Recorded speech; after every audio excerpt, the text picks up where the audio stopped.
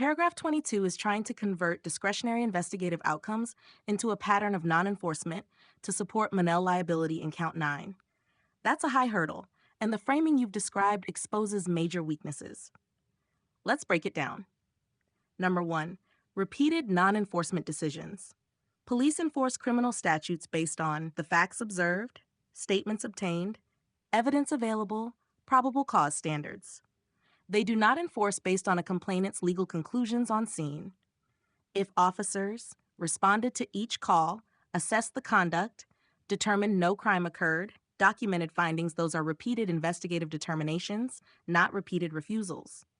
Non-enforcement only becomes constitutionally relevant if a crime clearly occurred, officers knowingly ignored it, or there was discriminatory motive. Absent that, it's discretion.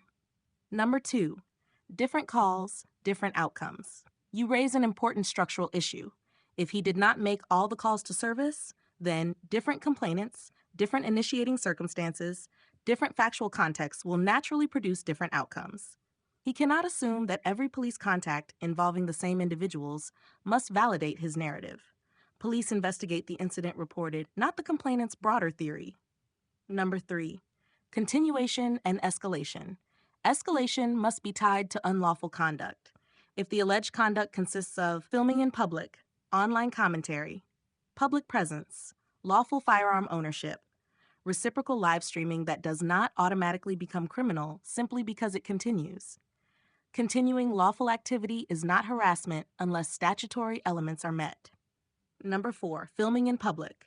Filming someone in public is generally protected under the First Amendment, absent obstruction, trespass, credible threats, stalking elements such as following without lawful purpose. Mere recording is not harassment. Calling protected activity surveillance does not change its legal character. Courts look at substance, not labels.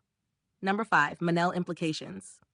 To support Monell in Count 9, he must show 1. An official policy or widespread custom, 2. Deliberate indifference, 3. Causation of constitutional injury. Repeated findings of no probable cause do not establish policy. They establish consistency in legal evaluation. If 2 separate agencies independently reach the same conclusion after investigation, that weakens, not strengthens, a policy claim. Number 6, core logical problem. His argument appears to be, police declined to arrest, therefore they failed to enforce, therefore there is a pattern, therefore there is a policy. Courts routinely reject that chain. Without clear underlying crime, evidence officers ignored it, evidence of directive or systemic bias, there is no constitutional hook. Number 7, what a judge will likely focus on. Were investigations conducted? Were reports documented? Was probable cause absent? Was the conduct lawful? Is there evidence of policy beyond this plaintiff? If the record shows documented investigations and lawful conduct, Count 22 is likely conclusory. Bottom line, repeated discretionary decisions not to arrest after investigation do not equal non-enforcement, constitutional violation, deliberate indifference, municipal policy. If filming in public and online speech were the core behaviors, police were correct not to enforce against protected activity.